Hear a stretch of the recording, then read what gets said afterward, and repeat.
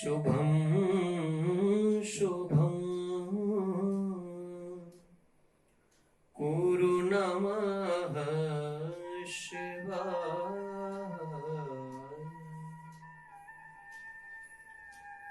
नमस्कार, सादर जय श्री कृष्ण। एक बार पुनः स्वागत है आप सभी का हमारे कार्यक्रम भागवत कथा में। विगत सत्र में हमने श्रवण किया था कि किस तरह भगवान ने जब माता कुंती से कहा कि आपने इतनी सुंदर स्तुति की है बुआ, आप कुछ ना कुछ मांग लीजिए, तो माता कुंती ने जो है भगवान से दुख मांगा।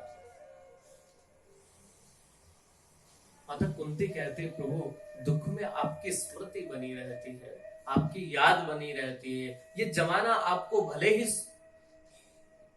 भले ही दुख पड़ने पर भजता हो, परंतु मैं तो आप जो दुख मिलता है और जब मैं आपकी स्मृति करती हूँ, जब आपकी याद आती रहती है, मैं उसी में अपना सुख मानती हूँ। वही मेरे लिए सच्चा सुख है, जिसमें आपकी याद बनी रहे, आपकी स्मृति बनी रहे, आपका भजन होता रहे। प्रभु उससे बड़ा और सुख हो क्या सकता है, क्योंकि आप तो साक्षात आनंद स्वरूप है। आपने जब नंद के घर जन्म लिया ना, नंद के यहाँ जब आपका जन्म हुआ, तो लोगों ने ये नहीं कहा कि नंद के यहाँ छोरा हुआ, नंद के यहाँ लड़का हुआ। लोगों ने गागा करके खूब यही कहा कि नंद घर आनंद भयो, जय कन्हैया लाल की। तो आप तो साक्षात आनंद है, आप तो सुख की मूर्ति हैं। भला आपको छोड़कर और कहीं मैं सुख ढूंढने जाऊं तो मुझसे अभागी और कोई दूसरी नहीं होगी प्रभु। इसलिए आप यदि कुछ देना चाहते हैं तो दुख दे दीजिए। भगवान ने कहा, बुआ ये तो मेरे पास नहीं है, परंतु आपकी इच्छा नहीं है तो मैं जाता नहीं, कोई बात नहीं। भगवान महलों में प्रवेश कर गए। रात्रि में भगवान ने एक अद्भुत घटना देखी। जो महाभारत के पूरे युद्ध का विजेता है, जो नायक है महाभारत के युद्ध का, ऐसे महाराज युधिष्ठिर जो है वो घर के एक कोने में बैठे बैठे रो रहे हैं। भगवान पहुंचे, दादा आप रो रहे हैं, क्या बात हो गई? अरे अब तो आपकी सब इच्छाएं पूरी हो गई, आपने महाभारत जैसा युद्ध जीता, इधर कितने गौरव की बात है। आपको तो मुस्कुराना चाहिए, आपको तो खुशी होनी चाहिए, आपको किस बात का दुख है, आप क्यों रो रहे हैं? युधिष्ठिर जी कहते हैं, कृष्ण क्या बताओ, युद्ध के समय में जब मेरे सामने वो सैनिक मारे गए, चाहे उनकी सेना के चाहे हमारी सेना के, मुझे बहुत पीड़ा हो रही थी। और मैं जानता हूं उसका दुष्परिणाम कितना हुआ है। न जाने कितनी स्त्रियों के मांग का सिंदूर उजड़ गया, न जाने कितने बच्चों के माथे से पिता का साया उठ गया। कृष्ण न जाने कितनी माओं की कोख मैंने उजाड़ दी अपने निजी स्वार्थ के लिए। कदाचित मैंने महाभारत के युद्ध जीतने की जिद न की होती, युद्ध किया ही न होता, क्यों न मैं संन्यास लेकर के मेरे चारों भाइयों के साथ अपनी पत्नी द्रौपदी के साथ कहीं चला गया होता, तो आज इतना भयानक जो पीड़ा हुई है प्रजा में। कई माओं ने अपने लाल खो दिए, कई बहनों की कलाइयों पर अब राखी नहीं बंधेगी, और इन सब का दोषी मैं हूं। ये सब मेरे ही कारण हुआ है। यदि मैंने ही कह दिया होता, दुर्योधन मुझे नहीं चाहिए, जो मेरे पास है वो सब तू रख ले, तो आज इतना बड़ा नरसंहार न हुआ होता। भगवान युधिष्ठिर जी के आंसू पोंछते हुए कहते हैं, दादा ये संसार चक्र है, ये काल चक्र, ये चलता रहता है। यहाँ कब किसकी मृत्यु किस समय होना है ये सब निश्चित है, और उसकी मृत्यु का माध्यम कौन बनेगा ये भी निश्चित है। आप अपने आप को इसका दोषी मत मानिए। सब अपने अपने कर्मों के अनुसार अपनी अपनी गति पाए हैं। जिसने जैसा कर्म किया उसको वैसी वैसी उसकी गति मिली है। दुर्योधन को उसने जो काम किया उसकी सजा उसे मिली है। यह करने कराने वाला तो ईश्वर है, आप तो केवल माध्यम है। और जब मैं तो पहले ही कह चुका हूं, अर्जुन को भी ये बात कह चुका हूं, निमित्त मात्रम भव सत्व साची। अर्जुन तुम तो केवल निमित्त हो, बाकी तो ये काल चक्र, ये जो समय का चक्र घूम रहा है, यही सब करवाता है।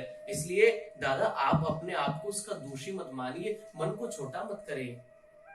इसके दोषी आप नहीं है, जो मरा है, जिसने अपना बलिदान दिया है, वो गौरवमय इतिहास लिख करके गए हैं और उनके कर्मों के अनुसार उनकी मृत्यु जहां निश्चित थी वो वहीं हुई है। आप तो केवल उसमें एक माध्यम हैं, आप दुखी मत होइए। बहुत समझाया परंतु फिर भी युधिष्ठिर के समझ में नहीं आई। देखिए साक्षात भगवान समझा रहे फिर भी समझ नहीं आ रही है, ये एक बहुत बड़ी बात हो सकती है। भगवान समझ गए युधिष्ठिर जी को ऐसे समझ नहीं आने वाला है, क्योंकि वो मुझे अपना छोटा भाई मानते हैं। इसलिए यही कहेंगे भाई कुछ भी हो तो मेरे मामा का ही बेटा ना, और छोटा है मुझसे। और कई बार ऐसा होता है जब कोई छोटा हो, और कई बार हमारा छोटा भाई हो सकता है बेटा भी हो, वो आपको बहुत बड़ी से बड़ी बात का उपदेश करता है, इतनी ज्ञान की बात शायद आपको और कहीं ना मिले, परंतु फिर भी हम उसको जो लाइटली ले लेते हैं, बहुत हल्के में उस बात, अरे ये तो छोटा है छोटी बात करता रहता है, हम उसको अनदेखा कर देते हैं। भगवान समझ गए मेरी बात नहीं समझेंगे, यही शब्द मुझे किसी और से जो बड़ा हो इनसे, जिसका ये मान सम्मान करते हो, जो उम्र में इनसे बड़ा दिखाई पड़े, जिसकी दाढ़ी हो सफेद, इस तरह का कोई आदमी जिसका ये मान सम्मान करते हैं, जिसको ये बहुत मानते हैं, उसके माध्यम से यदि मैं बात इन्हें कहलवाऊं तो जरूर इनको समझ में आ जाएगी। और कई बार ऐसा होता है, हम लोग किसी बड़े व्यक्तित्व को बड़े ध्यान से सुनते हैं, बात वो भी वही कर रहा है जो कोई छोटा कह रहा है, जो बालक कह रहा है, बात वही है, उसकी बात में भी पर उसके पास अपना एक जीवन का अनुभव है, उसके बाद उसका अपना स्टेटस एक लेवल है, जो बहुत प्रभावशाली व्यक्तित्व है, वही बात वो कहेगा तो हम मान लेंगे। भगवान समझ गए, प्रातः काल जैसे ही हुआ और फिर भगवान का इंतजार तो कर ही रहे थे विष्णु पितामह, ये भगवान के परम भक्त हैं, 12 भागवतों में से भगवान के बहुत लाडले भी हैं। उधर कुरुक्षेत्र के मैदान में बाणों की सैया पर लेटे हुए विष्णु पितामह जो को भगवान की याद कर रहे हैं, भगवान को पुकार रहे हैं, और ये वही भक्त है भगवान का जिसके लिए भगवान ने अपनी प्रतिज्ञा को तोड़ दिया, उसकी प्रतिज्ञा रखने के लिए। भगवान के इतने लाडले हैं विष्णु पितामह। भगवान जैसे ही प्रातः काल हुआ, सब पांडवों को साथ में लिए और कुरुक्षेत्र के मैदान में, जहां पर बाणों की सैया पर लेटे हुए विष्णु पितामह, जिनके शरीर से रक्त का एक एक बूंद जो है वो उन बाणों के माध्यम से पूरा रीस चुका है, रक्त विहीन जिनका शरीर एकदम हो चुका है, ऐसे विष्णु पितामह से मिलने के लिए भगवान पांडवों को लेकर चले। जाकर के अर्जुन ने सर्वप्रथम प्रणाम किया। जैसे ही अर्जुन ने प्रणाम किया, विष्णु पितामह को भगवान की ही याद आ रही थी। विष्णु पितामह कहते हैं, अर्जुन तेरा वो सारथी नहीं आया क्या? भगवान कृष्ण दौड़कर विष्णु पितामह के सम्मुख खड़े हो गए। भगवान कहते हैं, दादा मैं भी आया। विष्णु पितामह अर्जुन से कहते हैं, अर्जुन तुम जानते हो ये कौन है? अर्जुन कहते हैं, अरे मेरे मामा का बेटा। विष्णु पितामह कहते हैं, अर्जुन मुझे तो समझ नहीं आता और तुम्हारे सौभाग्य की कितनी मैं प्रशंसा करूं।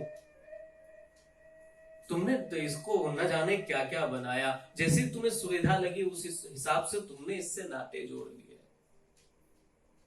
और भगवान से जिसका नाता जुड़ जाए, जिसका संबंध जुड़ जाए, दुनिया का कोई व्यक्ति निभाए न निभाए, परंतु भगवान जरूर निभाएगा, इतना याद रखना। जो भी रिश्ता जुड़ जाए, मित्रता का रिश्ता जुड़ गया तो सुदामा के साथ जीवन पर्यंत निभाया। जिसके साथ जो रिश्ता जुड़ गया परमात्मा ने उसको निभाया है, उनसे ज्यादा जिम्मेदारी से निभाने वाला और कोई मैंने नहीं देखा।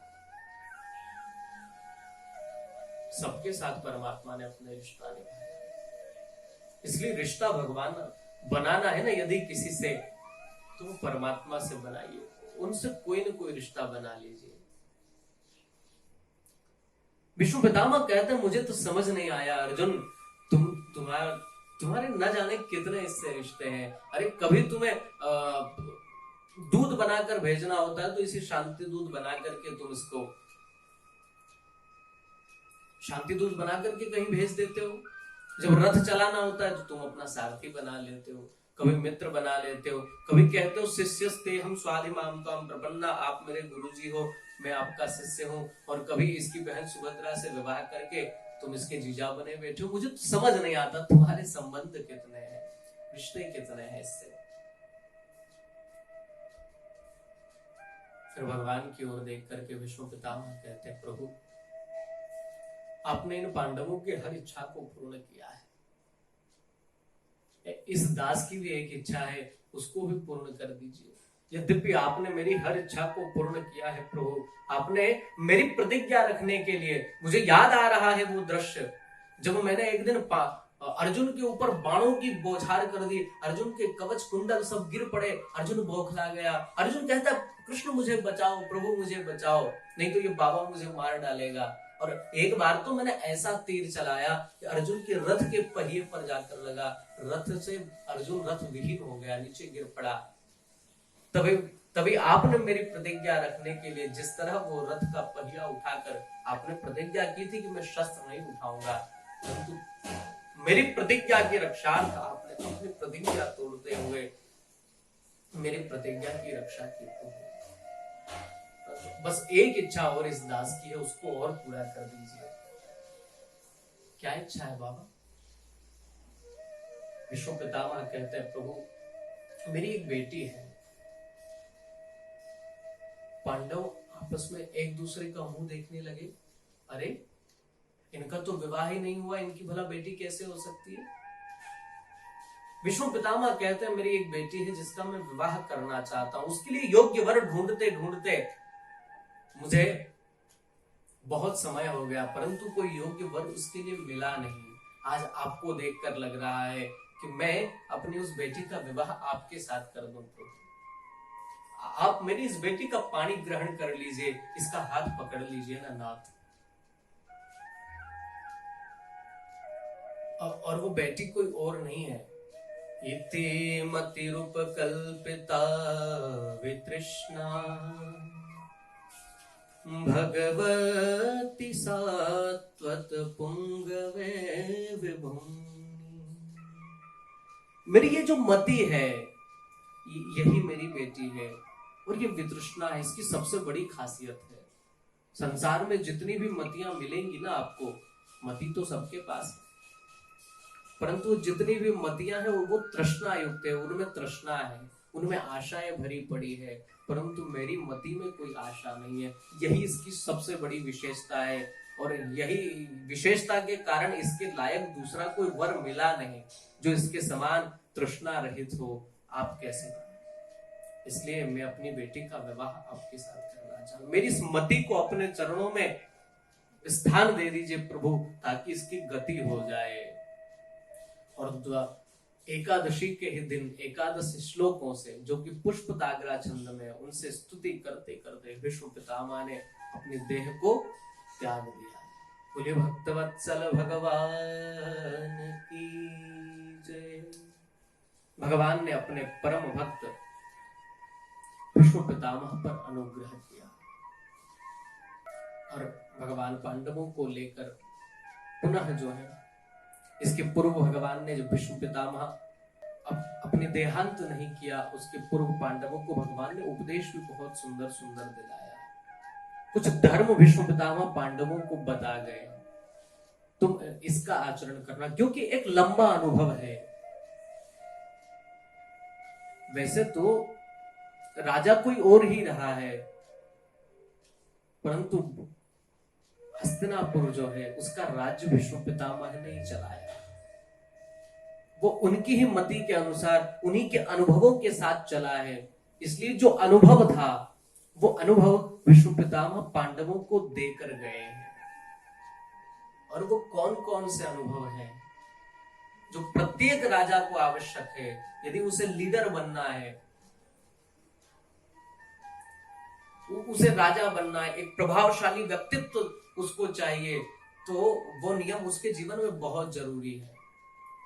यदि उसको अपना लिया तो वो एक सफल राजा बन सकता है, एक सफल प्रजा का पालक बन सकता है, एक सफल लीडर बन सकता है, एक सफल नेता वो बन सकता है, जिसमें विष्णु पितामह के बताए हुए जो गुण हैं, जो उस मार्ग पर चलने का इच्छुक है, वही एक उत्तम लीडर हो सकता है। परंतु वो क्या है, कौन कौन से मार्ग बताए हैं उन्होंने, कौन कौन से धर्म बताए हैं जिनका पालन करने पर आप एक सफल राजा हो सकते हैं, आप एक सफल प्रतिनिधित्व करता हो सकते हैं, आपके पीछे चलने वालों की हजारों की भीड़ लग सकती है जब ये गुण आपके भीतर हो। परंतु वो गुण कौन से हैं, इनकी चर्चा हम लोग अगले सत्र में करेंगे। तब तक आप सभी को सादर जय श्री कृष्णा, नमस्कार।